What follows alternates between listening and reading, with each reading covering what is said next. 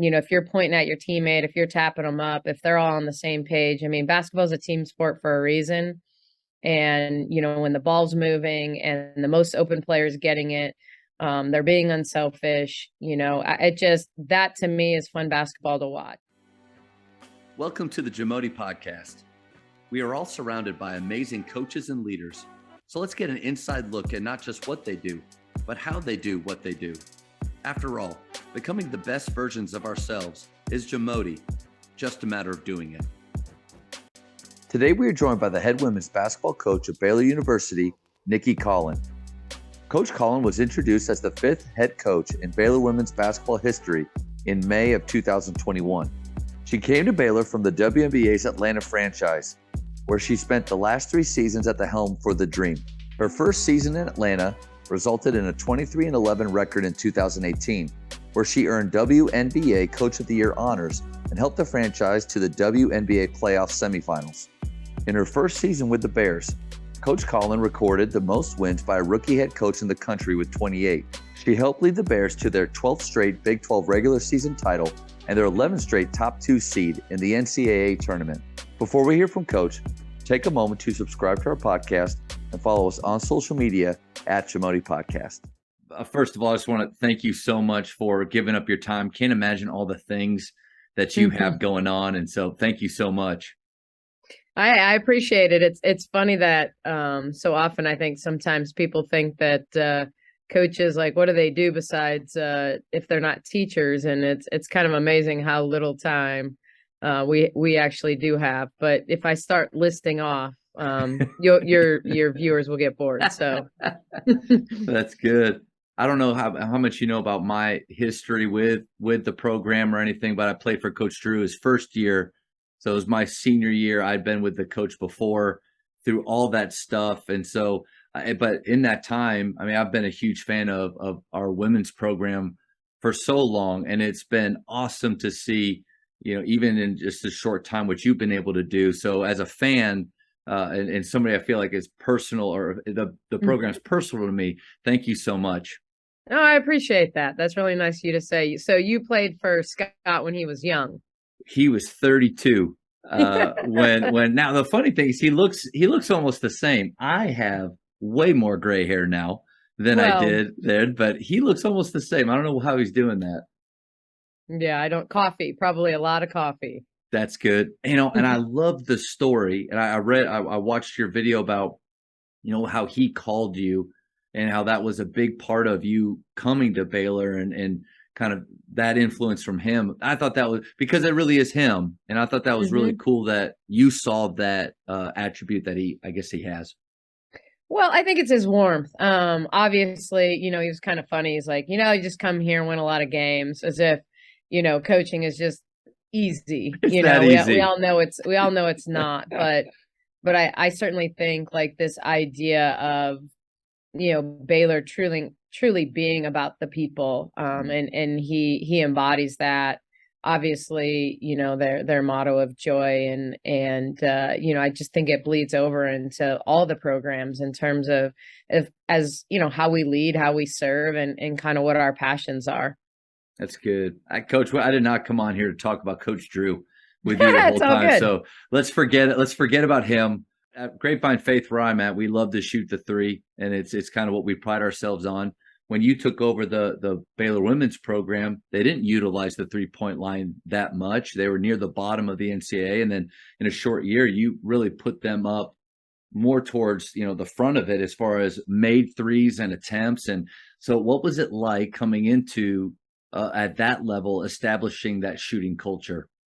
Well, I think what helped was obviously having Jordan Lewis and then getting Jamie Asbury in the transfer portal, both players who had proven they could make threes. I think when Jordan got to Alabama, when you looked at her, she was just a really cool story of a player that statistically got better each and every year. And being a 6-year senior this past year, she was kind of an adult among girls sometimes. But and I think Jamie, second in the league in 3-point field goal percentage and by a hair to Taylor Robertson at Oklahoma. So someone who had shot a high volume of threes. So you add those two plus Sarah Andrews, who had gotten limited minutes as a freshman, but who I certainly believe Coach Mulkey knew could shoot. And, she had told me in the transition, like, that Sarah Andrews can really shoot, and so we put three players out on the floor that really could shoot the basketball. And I think when you play three kind of point guards / combo guards, you have to take advantage of that. They could all handle it a little bit. They could all shoot it. And so we certainly didn't become the team overnight that was going to live and die by the 3-point line.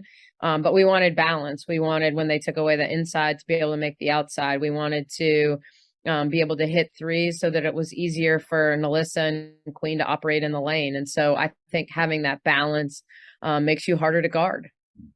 Confidence is really huge for players, but I think it's even it comes out even more in shooting. So how have you been able to help your players maybe weather storms of misses? And again, I think it's a culture of shooting to make that dramatic of a change, even though, like you said, some of them were there, but you came in and I'm guessing instilled some more confidence in them. It's confidence in wanting them to shoot them and wanting them to shoot them when they're open. I think it's you still, our philosophy was good to great, give up a good shot to get a great shot. If we get a great shot and we miss it, kind of encourage is important to us. We spend a lot of time talking about tapping up, makes and misses, like, hey, touch each other, really, really create an atmosphere where you're lifting each other up. And one of the things I always talk to point guards about, especially, is that if you're going to be an extension of me, your job is to be that positive influence. Your job is to be the person that when your teammate misses 2 or 3 shots in a row, you walk up to them in a huddle and you say, hey, I'm going to get you a shot on the next possession and it's going in. Like, speak confidence into them, make them want to take that next shot. Because I think it makes everybody better. But I think a lot of it stems from when you work for someone like Carl Semesco, who truly is an analytical genius, who believes in, nothing but threes and 5 feet and in layups or threes. No mid-range. Doesn't exist. I mean, there is no gray area. Shot clock can be running down. He'd still probably rather you take a 30-foot three than, an open 15-footer. But I think it's philosophically how he teaches the game, how he teaches the shot. We don't spend a lot of time talking about misses. If the ball is long and it's straight, we talk a lot about what's a good miss and what's not a good miss. And if our players give the ball a chance, and we even speak that way, we don't say don't be short. We say be long, because it's that whole idea side of it. I always tell them that, hey, if you're short, you're going to miss 100% of the shots. But if you miss long, you even have a shot for it to bank in. And I know no one wants to bank in a long shot, not on purpose, but it still counts. And so give the ball a chance to go in. And so that's a big part of it is, are you taking good shots? Are we in rebounding position in those situations? And then are you shooting it long and are you shooting it straight? And if you're doing those things, then I'm good with the shot. I love that idea of, you said tap it up. Yeah. Yeah, that's awesome, because I think it's great when coaches, a shooter misses and they come behind them, encourage them that that's the right shot, step up. And I always tell my players that what do misses mean? It means we're about to get hot. So if they're 0 for 5 and next shot, yeah, you have to have a next shot mentality, and it doesn't mean. I do think players need to understand game flow. Yeah, and sometimes you do need to turn down the first open shot. And get in a rhythm and touch the paint. For us, as much as we talk about balance and threes, free throws, getting the ball inside 5 feet, it all is predicated for us on touching the paint. And so we just don't believe in it necessarily in the most traditional sense of touching the paint means a post up. For us, it's touching the elbow. Any piece of the paint that we touch off the bounce, gets our 3-point shooters better shots. It converges the defense. So whether we're getting a paint touch on a cut, off dribble penetration, off a post up, by screening someone into the lane, that's super important to us, because for us, we succeeded on almost 2/3 of our possessions when we got a paint touch. People think, oh, well, you drive it in there, you're more apt to turn it over. Quite the contrary for us. It was the opposite. Yeah. Sometimes it simplifies what the next decision is. If you get to that decision point and things are in front of you, you can make simple decisions that lead to good shots. That's a great point because I believe a lot of turnovers on the perimeter happen when we're trimming the edges, when it's just moving around, and defenders are able to, without a lot of movement, start to anticipate, get closer to that player, read a pass. But you're right, when they get to the paint and the defense collapses in, you're creating even easier, better passing angles for those teammates. No question. And I think for us, I mean, if I were to pick on last year's team, in an area that we've got to be better this year, it's taking care of the ball in transition. A time when you think it would be the easiest to make plays, it's the over exuberance, and you underthrow a long pass, or you want a play to happen, or you're not good in 2-on-1s. And so growth for us happens in spending a lot of time 2-on-1, 3-on-2, 4-on-3. Are we making simple basketball plays in those settings and not trying to do too much? And I would imagine, just like shooting, the way that when they're taking the right shots, even when they're missing, you encourage that in transition, when they're taking the right chances, when they're trying to do what you're asking them to do. I would imagine there's a lot of positive feedback and reinforcement in those situations too, right? Yeah, and I think it's who am I throwing it to, and when am I throwing it to them? Yeah. Once again, for us, and this is very different from a lot of coaching philosophy. I mean, there's a lot of different ways to skin a cat. I'll throw ahead. I'll pitch it ahead and let the ball come from the wing if I feel like we're throwing it to an attacker that's a good Nice. decision maker. But there's a reason I have point guards, and a lot of times the more I can keep it in my best ball handler's hands, make her make more of the decisions, like keep the ball longer, attack the paint, read those kickouts. For us, analytically, we just didn't shoot the three very well when we threw it ahead and shot it. Like it's catching it over your shoulder, it's getting your feet right, it's It getting is on hard. balance. Yeah.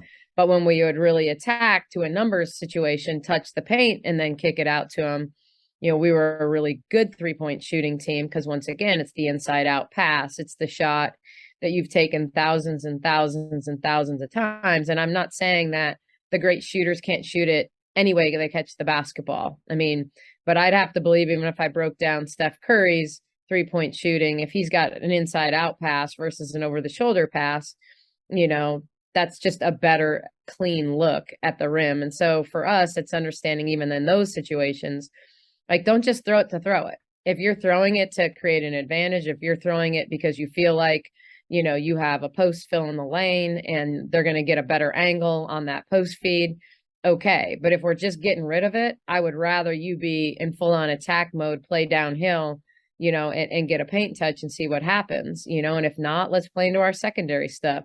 Let's drag, let's step up, let's swing it and get into a ball screen. And so everything that we do is predicated off of actions. We're not a big believer in, hey, let's pull it back, let's set it up, let's get everyone to the perfect Stick them spot. around. Yeah. I mean, I believe in teaching them how to play and not how to run plays. Not that we don't. We certainly have plays. We certainly want to get the ball to certain people at certain times and certain spots. But, as much as I can get my teams to play free, play from one action to the next, not let the ball stick, great ball movement, great player movement, I'm pretty happy on the sidelines. Yeah. And there's two things with that. One, it's harder to guard. I mean, harder to guard players that are on in flow, making reads where it's not all, you're not pulling all the strings, and then it's also more fun to play that way. And I think we forget that sometimes as coaches, when we want the great plays and the execution. What's the most fun is creating concepts where they can, like you said, make plays.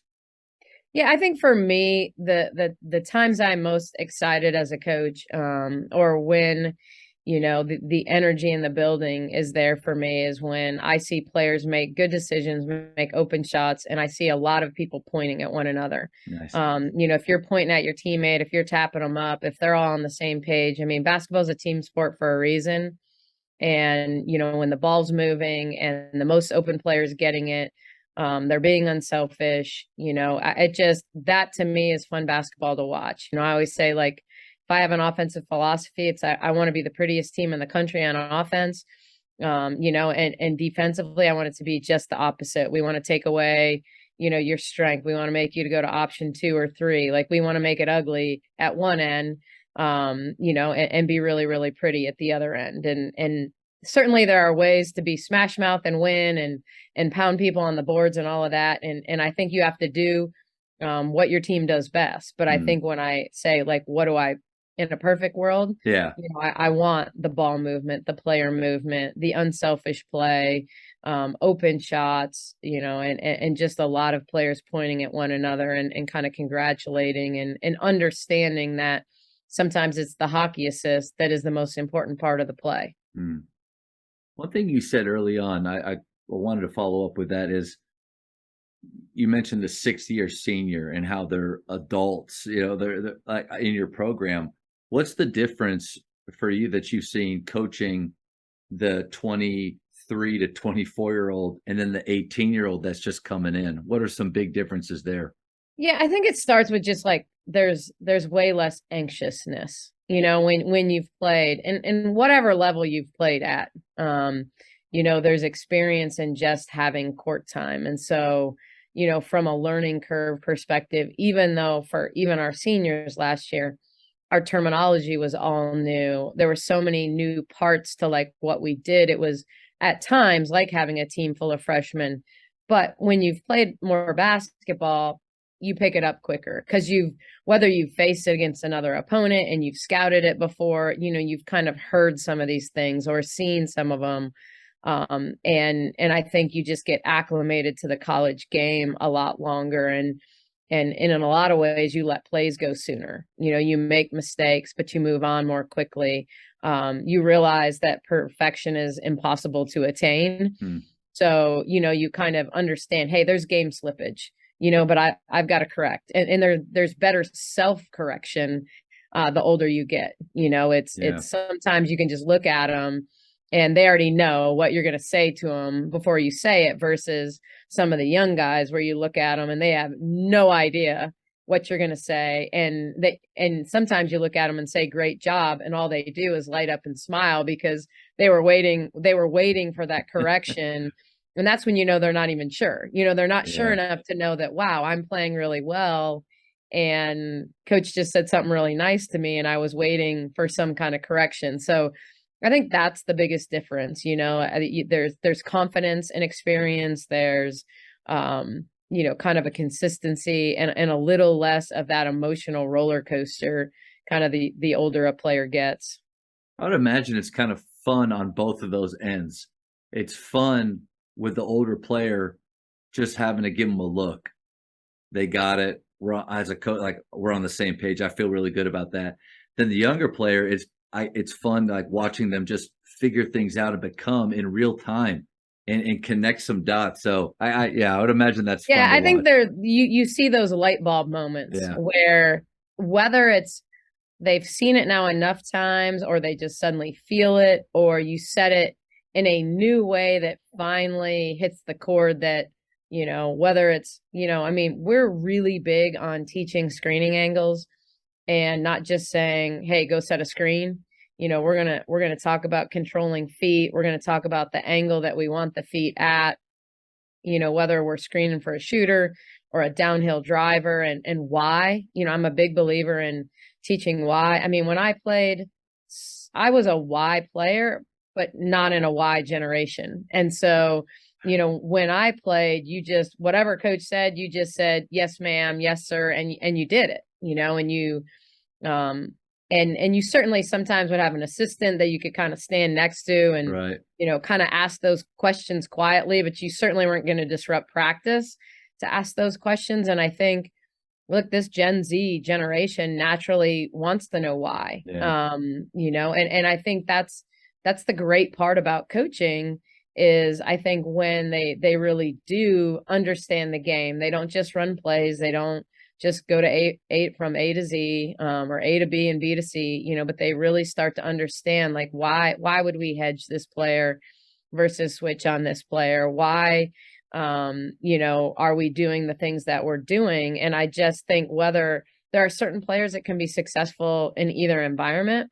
But I think ultimately long term, I want them to leave Baylor and if they want to coach, they can coach. If they're going to go pro, they're that much further ahead because they've heard all the terminology. They understand when to twist the screen and when to change the angle on a screen. And All those things that, when Liz and Queen were reaching out after they started Indiana Fever training camp, they're like, oh my gosh, this is so easy for us. Not that being in the pros is easy, but this idea of it wasn't new terminology to them. It was very similar. The actions were similar. And so because of that, you're trying to prepare them. And if nothing else, hey, if they want to be doctors, we've taught them how to think. We've taught Ask them how questions. to analyze and how to scout and how to problem solve and how to think about different ways to do things. And so, I'm going to hopefully coach players that play for 15 years once they leave here, and players that won't play for 15 minutes, after they leave here, but that they've, really gotten something from the experience. Coaches, the Jamodi podcast is powered by Ballology. What's your BSA score? The Ballology Skills Assessment is the only verified skills metric endorsed by the NAIA, NJCAA, and a growing number of NCAA coaches to discover and develop the best talent for your team. This 4-minute, 40-shot test can be taken free today on the Ballology mobile app. Elevate your game. It sounds like you and I were similar players, because when you were talking about from the same generation and then also had probably similar coaches, have you always been okay as a coach now and starting out with them asking why, or has that been an adjustment for you from the way you were coached to, all right, I got to do this a little differently now with them? Well, I think the beauty for me is I've worked for a lot of different people, and you figure out who needs what. And when you're an assistant coach, you're just trying to play whatever role the head coach needs from you, and whether that's on one side of the ball or the other, whether that's guards or forwards, whether that's good cop, bad cop, whatever that is, you figure out how to do that the best you can. And so I think, it was a really good thing for me going from college to the pros, because I do think more of the pros have been playing longer, and they naturally do begin to want to know why. And I think I learned, when I first went to the WNBA, my biggest question was, okay, I know the game. I know 18 to 22-year-olds listen to me and think I know the game. Will 22 to 32-year-olds, really listen to me and feel like I know the game? And probably my biggest compliment my first year in the pros was Jazz Thomas was our starting point guard with the Connecticut Sun. We do exit interviews at the end of the year, and she told me I was the best coach she'd ever had at really being able to explain things in a detailed way that they still really understood, it wasn't overly detailed, but that I had a way of explaining things that made them super confident in what we were doing and why we were doing it. And so that gave me a lot of confidence in terms of how I was communicating, how I was speaking.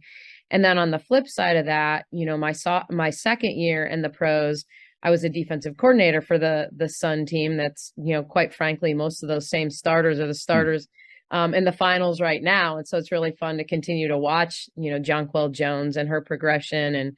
But Alyssa Thomas was a player that has always been a Y player and had her own opinion on things too, and wasn't afraid to share it.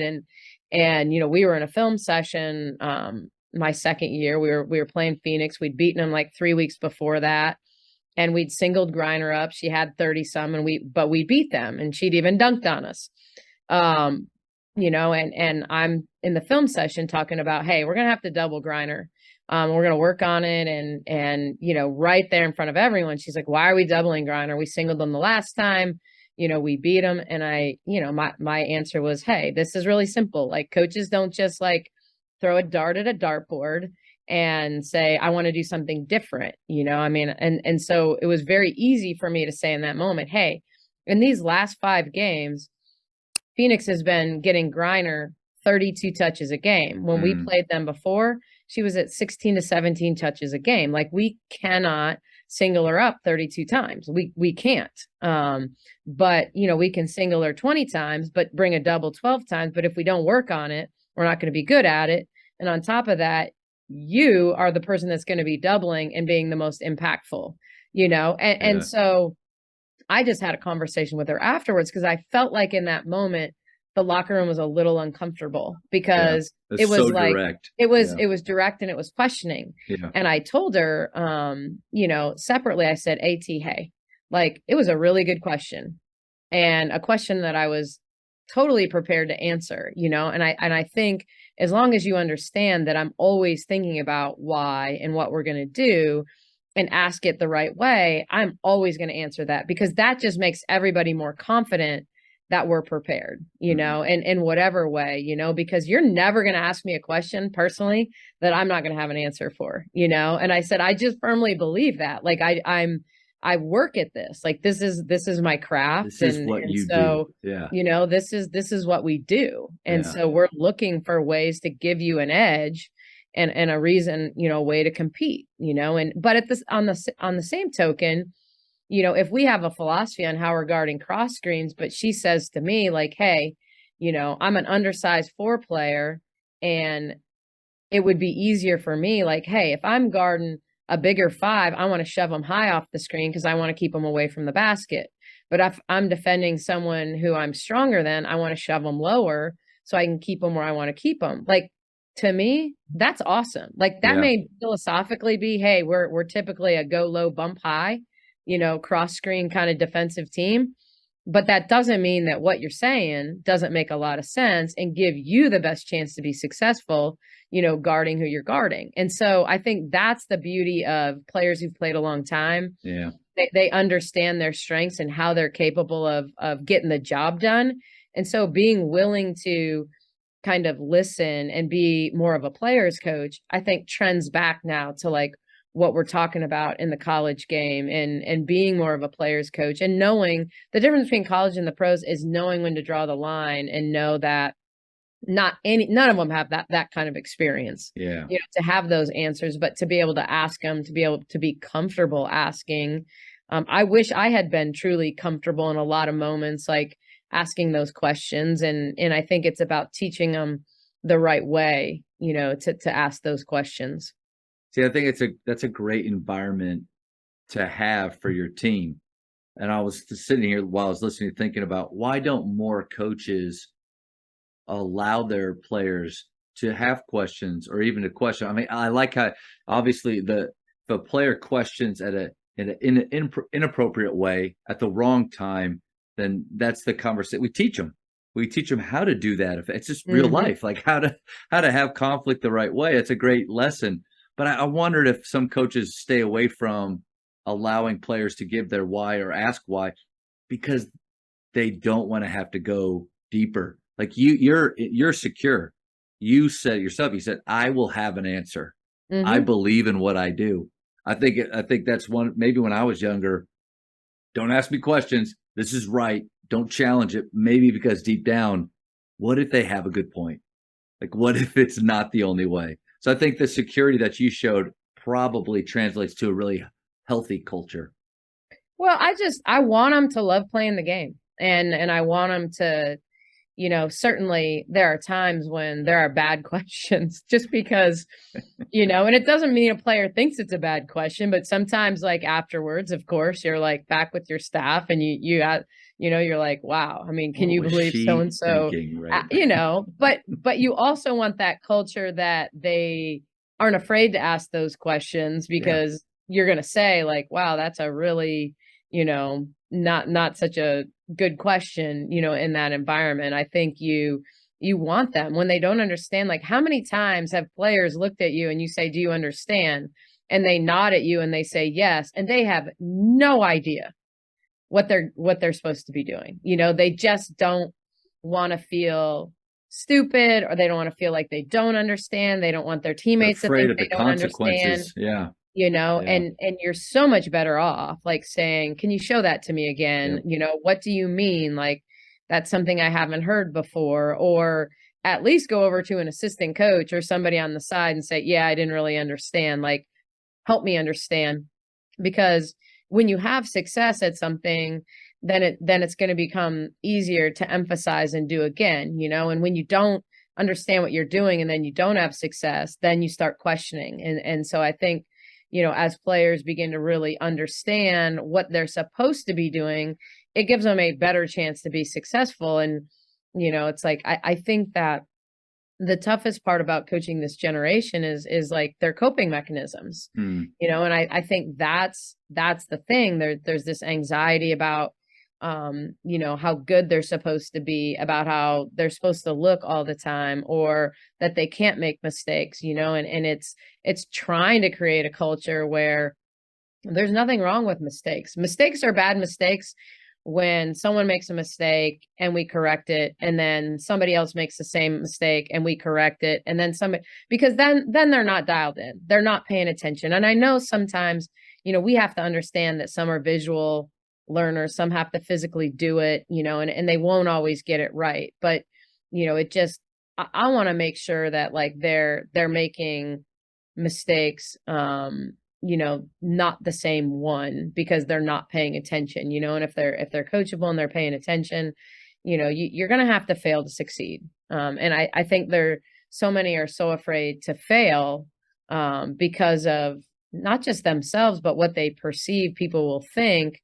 To me, I find that right now, I think that's the biggest challenge in coaching is, we have a lot, there's talent, there, but it's this idea of being able to cope when things don't go exactly how they want them to. And when I think 20 years ago we anticipated that things were going to be hard, we didn't walk into situations with social media and all the expectations that aren't even placed on us, because of our own, but because of other people's expectations for us. I mean, there's a difference between being a 5-star guy and being someone everyone, knows is supposed to be good because you got 5 stars in front of your name. But now, you're seeing their highlight reels once a week on courtside and all these different, and they're not showing all the mistakes they right. made. Believe me, I've watched players that are 5-star players on the girls' side, and I've seen highlights after a game. I'm like, I was at that game. Those were the 4 good plays she made. I mean, not that she's not a good player, but we've highlighted 4 really good plays and didn't show the turnovers and the bricks, and Yeah. and so now this idea that this player is going to come in and make the highlights, on every possession, it's a lot to ask our young people. Coaches, the Jamodi podcast is powered by Shoot 360. The future of basketball has arrived in Dallas-Fort Worth. Shoot 360 combines the latest sports technology with the fundamentals of basketball skill development. The result is a one-of-a-kind video game-like basketball program designed to improve your shooting, dribbling, and passing. Visit shoot360dfw.com to learn more and register for your free 1-hour workout evaluation. Shoot 360, the future of basketball is here. I think sometimes when coaches take over a program, not all the time, but quite often, it's in a bad place. What was something different about, implementing your system, your culture in a program that has had a high level of success the last 2 decades? Yeah, I think it's actually more difficult, Yeah. if I'm being totally honest. I think when even when I took over the Dream, they had hadn't made the playoffs the year before, and so players are hungry. They're ready for change. They what was they did before maybe didn't work, and so open to new and different. And I think the biggest challenge of taking over a program that's won at the highest level. I Yeah. mean, at the highest level, in 3 national championships. And I think it was the weight of expectations. And I think that the challenge, look, I think personality wise, I get along with kids. I think I connected to the roster pretty quickly. I think they trusted in my knowledge of the game, and treated them well as people. My biggest fear from the beginning was, hey, they like what we're doing. They like the idea. Melissa Smith likes the idea of getting to play in space more, and not being, pigeonholed as much on the low block. And Queen likes getting the ball in different areas of the court.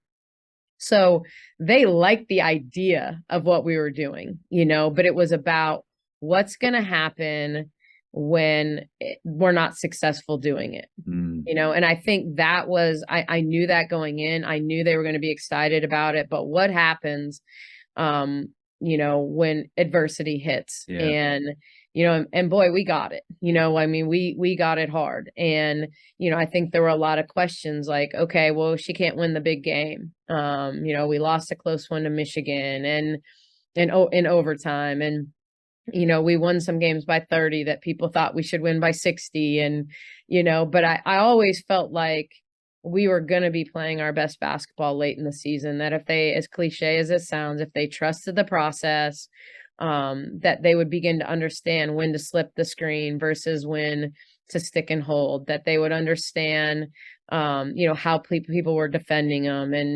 and how to read the hedge and, all the little intricacies of truly playing pick and roll basketball and when to pick and pop and how to create in space. And you saw growth in Sarah Andrews in terms of not playing at all as a freshman and then really, being a key cog for us. And so, we went through the adversity, the 2 losses in a row to start conference.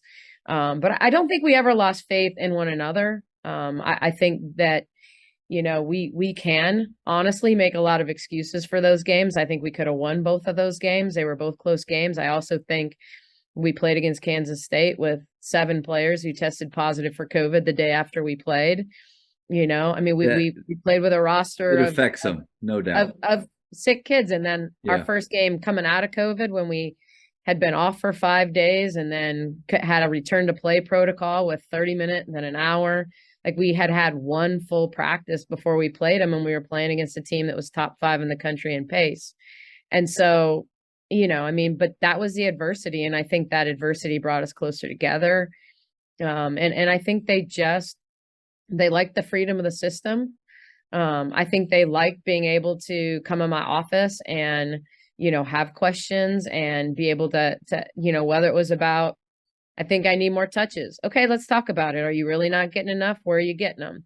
I'm not going to agree with them all the time. Right. I always say sometimes it's about, I'm going to back it up with the statistics and the analytics but sometimes they also just need to say it. They need to get it off their chest.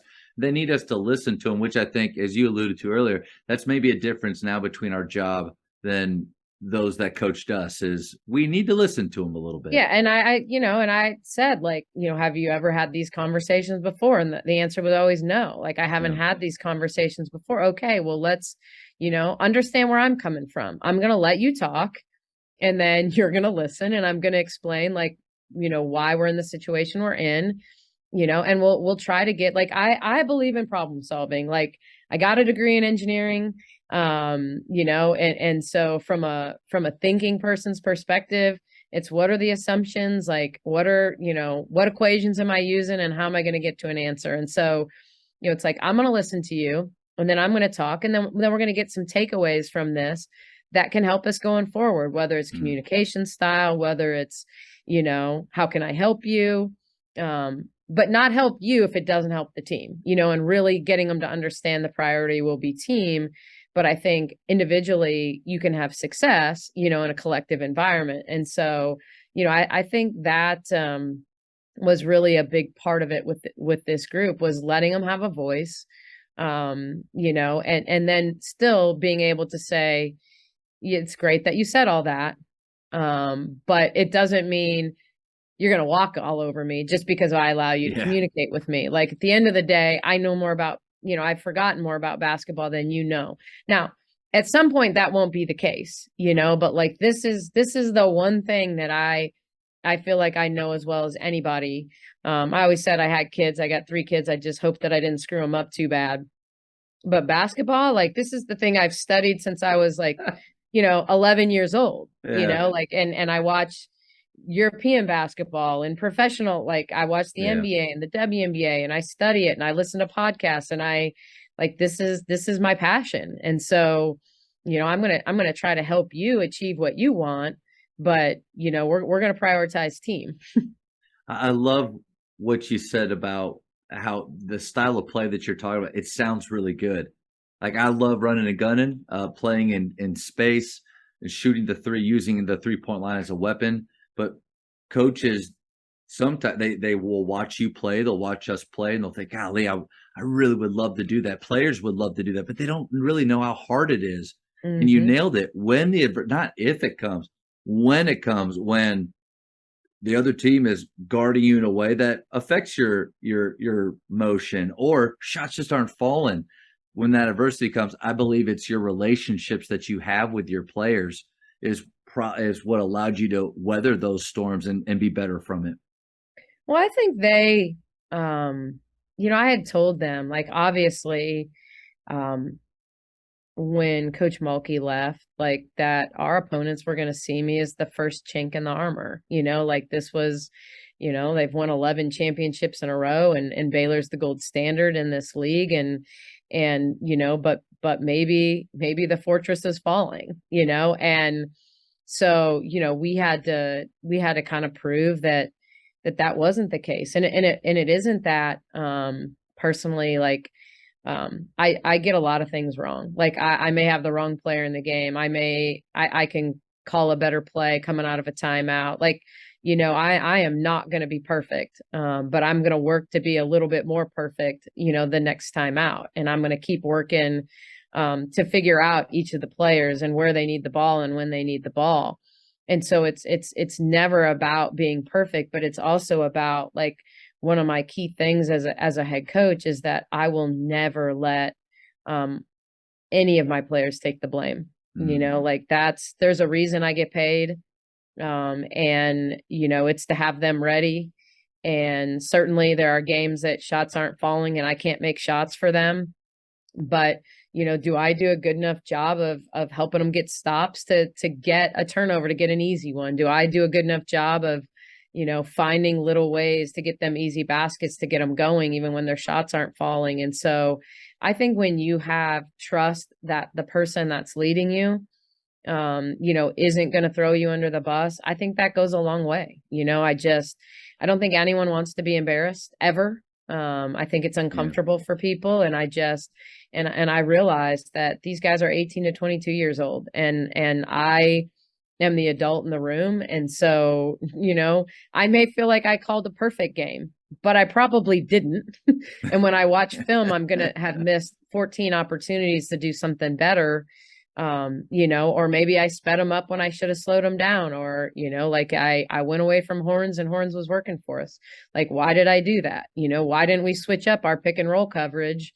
And ask those questions, like, gosh, we really should have trapped that person and created something. And so, I think that's the key in relationship building, like that they trust you, that they knew I had their back. And I think because of that, they so badly wanted to have mine, and I think in those moments you have kind of a special situation. And as much as I would try to explain this season to people, and I really, really struggled a lot of the year to kind of talk about the pressure, the expectation, and how people were like, ready to fire me in January, and I'm not saying that many people were. In fact, my defense mechanism is sarcasm.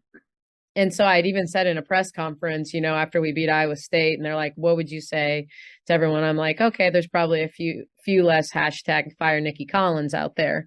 And I don't look at that stuff. I was just Yeah. kind of saying it sarcastically. And then people were upset with me for that was never out there, and, this and that. But, I had to shut down my DMs for a while in certain areas, because I think there were a lot of people that had voices and had seen this program be the one of the best of the best, and had that expectation. And so, I finally kind of hit on it, I think the best with this year, and said, as much like I absolutely love the relationships I built and the opportunity I had, and I love Baylor.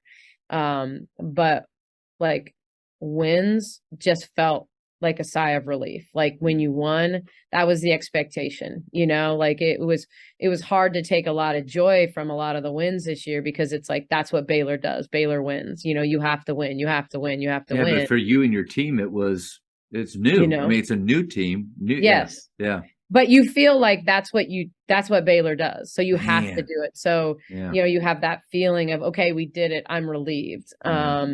And when you lost, so often in coaching, a loss can be the biggest catalyst for success. Like you do learn a lot in losses. They do help you reset. They do help you get your players' attention. Like, I have been telling you, if we don't clean X, Y, and Z up, it's going to burn us. Well, it burned us, and so now you have that attention again, of your team sometimes in a loss, but losses felt like so magnified, that you couldn't kind of view them that way. You just had to figure out, okay, how do we get over this hump?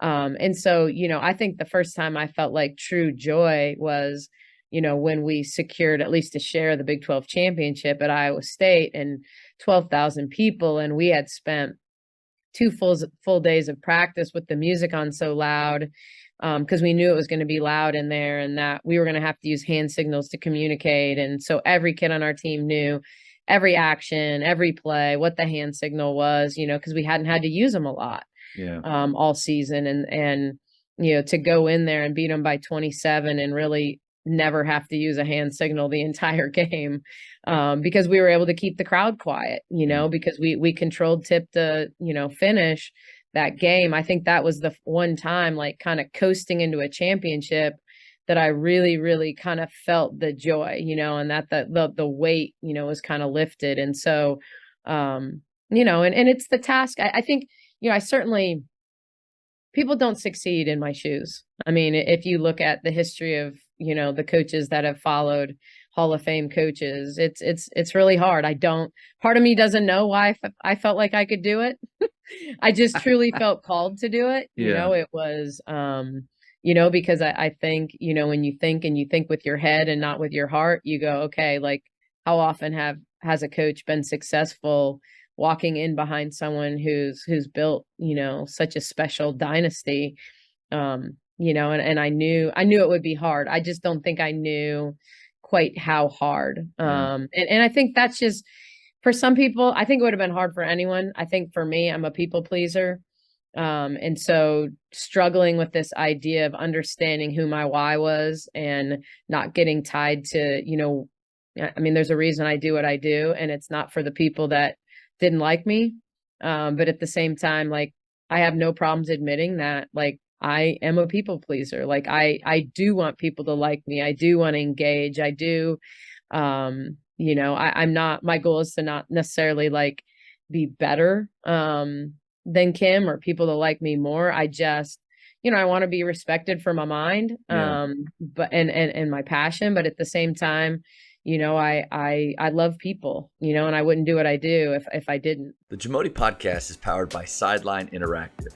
Sideline Interactive is the leading manufacturer for high-quality, innovative scoring tables and LED video display boards that help coaches and schools bring more excitement to fans, create huge fundraising opportunities, and make their jobs easier.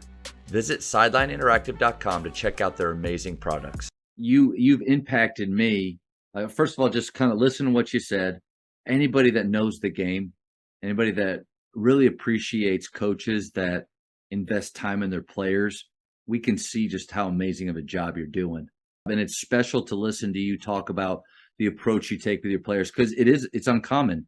I don't think everybody views relationships with players like that. So I think if you're going to talk about your core values, and the first one being connection, like, you can't talk about it and not, embody it. And so I think if you want them to play hard and you want to have a connection, you got to work on it. You can't just say it. I had a recruit ask me a question the other day, like, coaches, I'll say, like, they really get to know their players off the court and this and that.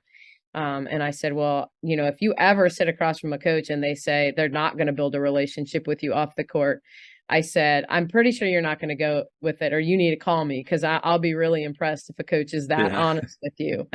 I said, so every coach is going to sit across from you and tell you that. And they are. I think what you have to figure out is you have to talk to the players that are there, that live it every day, and find out if that's true. And certainly I'm not perfect. And, I can always be better in that area, but I do think it's important. I think that Players are more apt to give you their all on the court if they truly know that you do care for them off the floor, that you don't just prioritize that they can make jump shots or, block shots, but that what they're doing academically, what they're doing in the community, what they're going through with their families, is just as important to you, and that sometimes that's more important, and needs to be heard.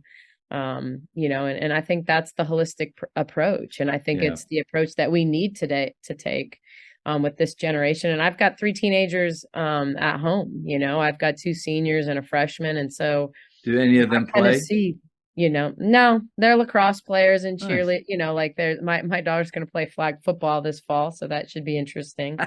Um, but I think it's, understanding a little bit of what they're going through, Yeah. on a daily basis, and what they worry about, and the peer pressure and the expectation and all of that, and how anxious, that can make them.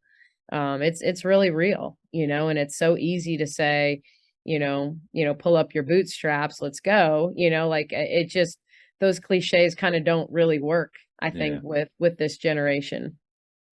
Without realizing it, you impacted me in a big way last year. My wife and I and sons came down to watch a Baylor men's game, and I'm sitting there, not about midway. It's hard for me to get the good tickets, and because I'm old now, and so and I'm not a recruit, but I'm sitting up there and I'm watching, and up on the jumbotron, I see you, and I'm like, oh, where's the coach at? You're right over in the middle of the student section, like hanging out with the students. And I'm telling you, I was so convicted in that moment because at Faith, even a small private school, I have a lot of tunnel vision. And sometimes I really only care about my players, our program, and I don't associate as much as I should. What is your advice to coaches? Like, what positives do you see that come from you being not, supporting other sports like you do, being a part of the student section, showing off your personality when sometimes I don't feel like that's that popular, or people are maybe a little more guarded. What's your advice to coaches that way?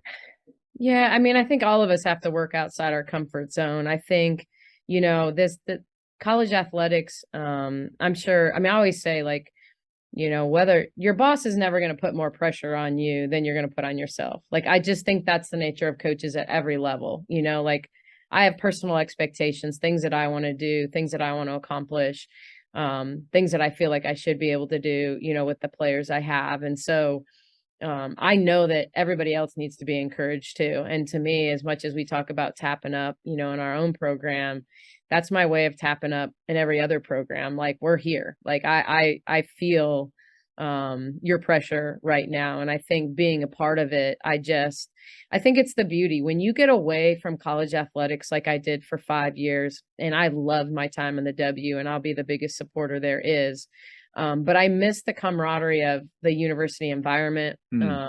the athletic department, the university environment, the community, having not only the athletic department here, but Baylor and Waco and Central Texas, support what we're doing. Like that just matters, because I think in the W, you're always struggling to find your niche in the market and have your players be valued. I could have walked anywhere in Atlanta and no one would have known, who I was. And there were times I was on billboards, but it's kind of like, I'll give you a perfect example of that. And we all have been through this. Like, we had the people from Centex come to a game with us, and like I didn't even know anything about Centex, and now I can't see it. I see it everywhere, like billboards, and sometimes things stare you in the face, but until you have that personal connection to it, you look right past it, Hmm. and you don't realize that you're seeing it day in and day out. And I think it's about being visible. And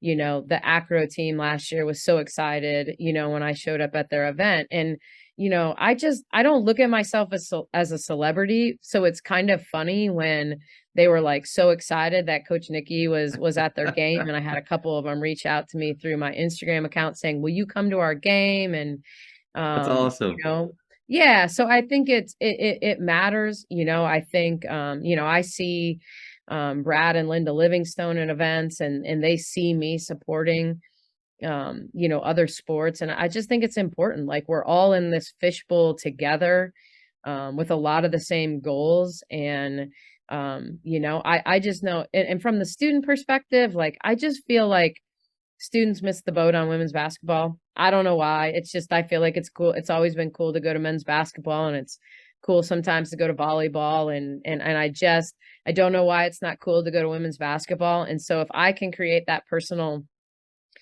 connection to students across campus, and get a few more to come to our games. I just know, watching great sporting environments, it's so often the students, because they're loud and they don't Yeah. care. And, Yeah. I like mean, we learned they'll, that during the COVID year. yeah, they'll just How cheer to cheer, yeah. it's Yeah. so often, like, there are fans that clap when good things happen. You need the fans. If you really want to have a great environment, you need the fans that understand, like, hey, we need to stop right now. And now's when I need to be the loudest. And I need to ride the wave of that. And so I just feel like that's the advantage, is trying to create an environment where we're truly connected to campus. We're not, so often athletics can feel very disconnected, Yeah. from Yeah. campus, and trying to, at a school, especially like Baylor, that's not as big, to truly make that cross campus connection, really matter.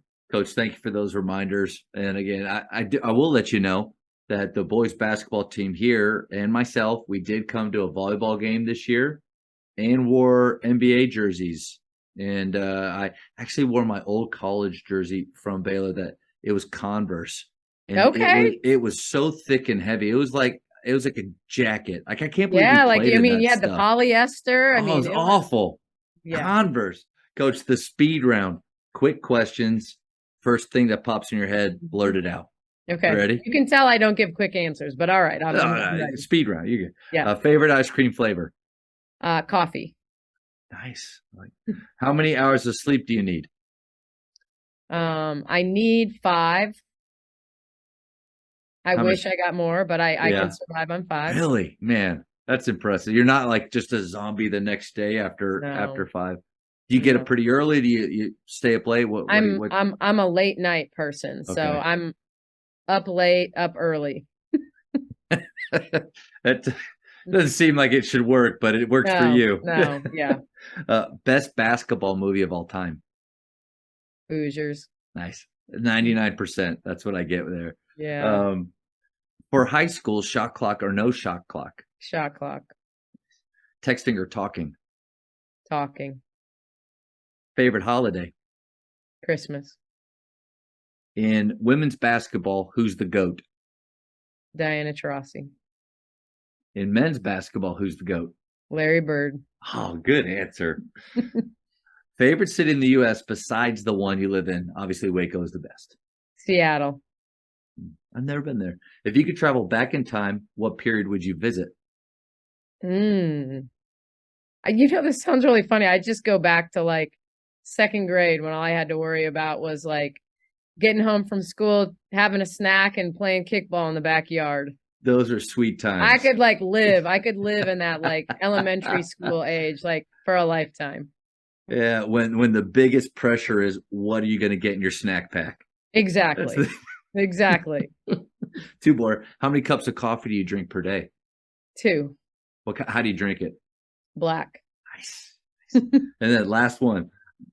Godfather, Star Wars, or neither? Neither. Okay, favorite, like, movie, go-to genre? Favorite movie maybe ever, Shawshank Redemption. Oh, And I also will admit I love, like, Dumb and Dumber. Like, I'm like opposite ends, like, make me laugh, make me think. Coach, this was such a pleasure. Thank you. I mean, you gave me an hour of your time, and I'm humbled. I can't believe that you did.